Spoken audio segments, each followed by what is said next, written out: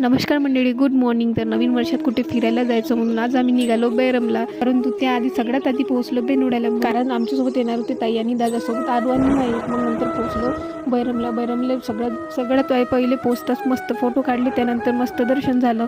दर्शनाला काही गर्दी नव्हती लेडीजची, म्हणून लवकर दर्शन झालं. माणसाची लई मोठी लाईन होती, तर कोण दर्शन नाही केलं त्यांनी व्हिडिओमध्ये दर्शन करता करता बिचारी अन्वी झोपून गेली होती आणि आमच्यासोबत होती आरू.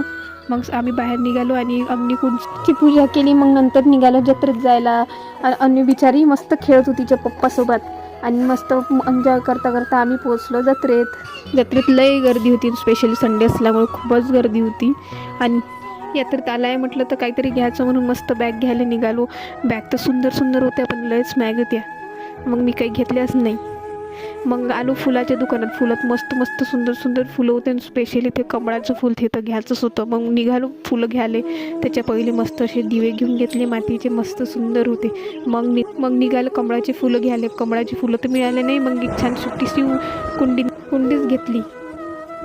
बैरमची यात्रा फिरून झाल्यावर मस्त निघालो आम्ही लाखनवाडीला मस्त देवाचं दर्शन केलं आणि छान मस्त प्रसाद घेतला. तिथचं वातावरण खूप शांत आणि थंड वातावरणात आमची आरूमाई मस्त गोल राणी खेळत होत्या. त्यानंतर एका हॉटेलमध्ये छान जेवण केलं. चला तर आजचा ब्लॉग इथे सेंड करते. भेटूया नेक्स्ट ब्लॉगमध्ये. चलो बाय बाय.